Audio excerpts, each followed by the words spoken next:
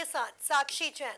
मध्य प्रदेश की 29 लोकसभा सीटों पर मतदान संपन्न हो चुका है। भाजपा और कांग्रेस दोनों ही राजनीतिक पार्टियों की ओर से चुनावी दंगल में पूरा दम दिखाया गया है। ऐसे में अब नई चर्चा शुरू हो गई है कि कांग्रेस के दिग्गज नेताओं ने क्या भाजपा की चिंता बढ़ाकर रख दी है, या फिर भाजपा अपने मिशन 29 को फतेह कर पाएगी या नहीं। जिसकी अधिक जानकारी के लिए हमारे साथ हमारे संवाददाता संदीप नागर जुड़ गए हैं। संदीप, भाजपा और कांग्रेस ने कैसा चुनाव प्रदेश में लड़ा है?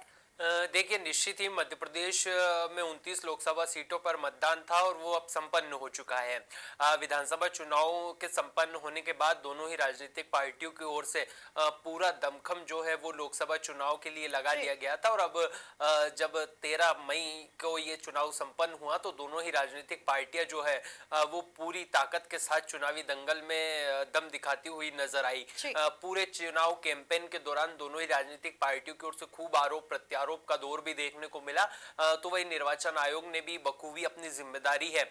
वो निभाई है। हालांकि जो मतदान प्रतिशत है उसमें 2019 के मुकाबले में कुछ गिरावट देखने को मिली है, लेकिन जिस तरीके से मध्य प्रदेश के मतदाताओं में मतदान को लेकर उत्साह दिखाई दिया वो काफी सकारात्मक देखने को मिला। और जिस तरीके से मध्य प्रदेश की 29 लोकसभा सीटों पर दोनों ही राजनीतिक पार्टियों की ओर से चुनाव लड़ा गया, ये भी काफी सराहनीय पूर्वक माना जा रहा है। अगर हम भारतीय जनता पार्टी की बात करें तो वो लगातार विधानसभा चुनाव में मिली जीत के बाद में सीएम मोहन यादव के चेहरे को आगे रखकर केंद्र की सरकार की तमाम योजनाओं को आगे रखकर चुनावी दंगल में दम दिखाती हुई नजर आई। तो वही कांग्रेस ने भी केंद्रीय नेतृत्व के दम पर और विधानसभा चुनाव की हार को भुलाकर नए पीसीसी के रूप में जीतू पटवारी को जिम्मेदारी दी और बखूबी पटवारी की ओर से पूरे चुनाव कैंपेन में अपनी सहनशीलता दिखाते हुए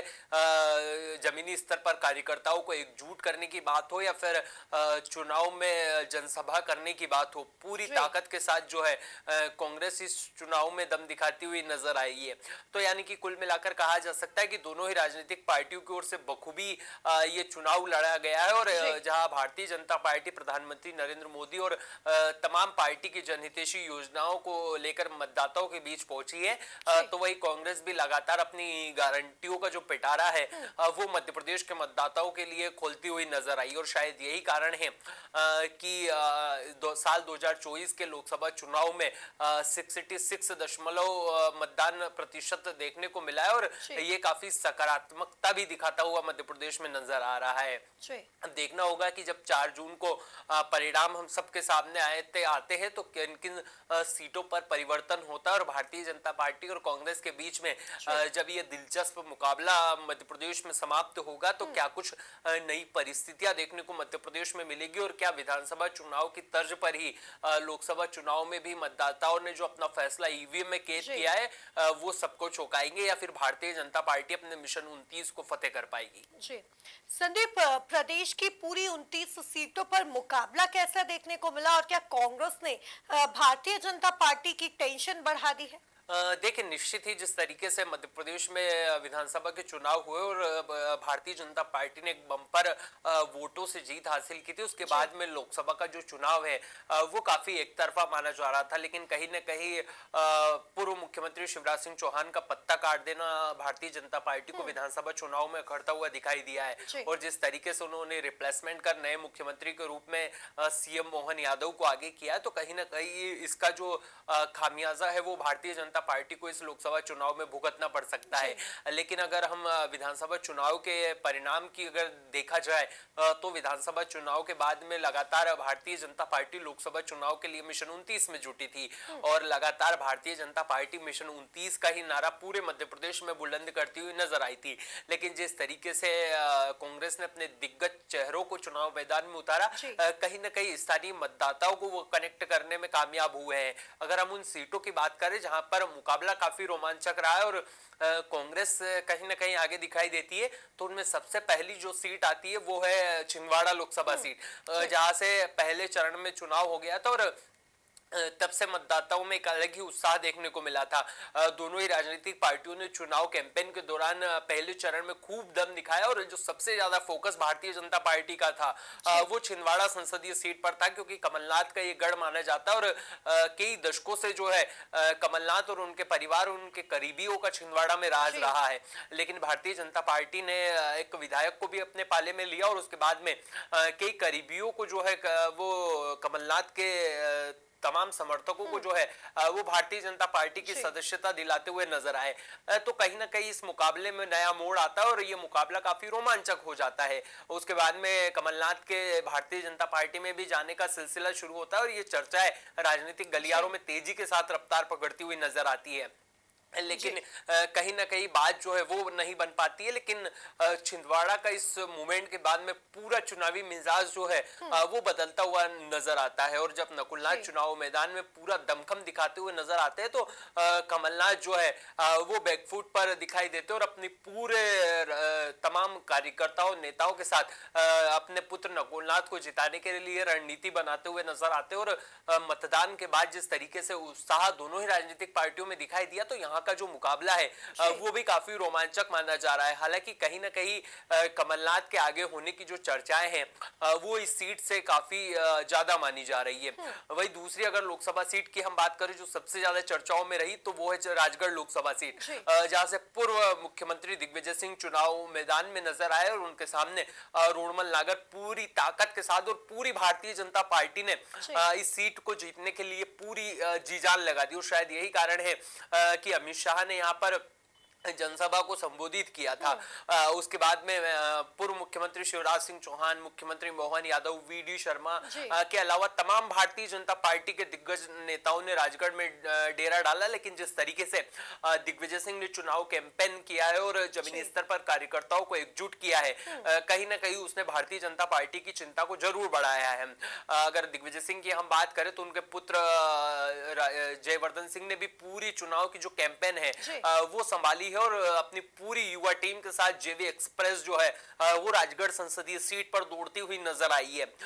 वहीं अगर दिग्विजय सिंह की हम बात करें तो उन्होंने पूरी भारतीय जनता पार्टी के गढ़ की कुछ विधानसभा सीटों पर अपना पूरा फोकस रखा है और जिस तरीके से उन्होंने पूरी चुनाव कैंपेन की है तो कहीं ना कहीं इसने भारतीय जनता पार्टी की चिंता को निश्चित ही बढ़ाया है। वहीं तीसरी सबसे महत्वपूर्ण सीट की अगर हम बात करें जहां पर दिग्विजय सिंह के अलावा अगर कोई चेहरा सबसे ज्यादा चर्चाओं में रहा तो वो है चौथे चरण में चुनाव संपन्न करने वाली रतलाम झाबुआ संसदीय सीट पर, क्योंकि कांतिलाल भूरिया का जमीनी स्तर पर मैनेजमेंट देखने को मिला तो वहीं उनके बेटे विक्रांत भूरिया ने भी पूरी अपनी युवा फौज को जो है वो चुनाव में उतार दिया और पूरी युवा फौज के सहारे विक्रांत भूरिया और कांतिलाल भूरिया के लिए मेहनत करते हुए नजर आए हैं। अगर हम चुनाव कैंपेन के दौरान की बात करें तो कई झटके भी हालांकि कांग्रेस को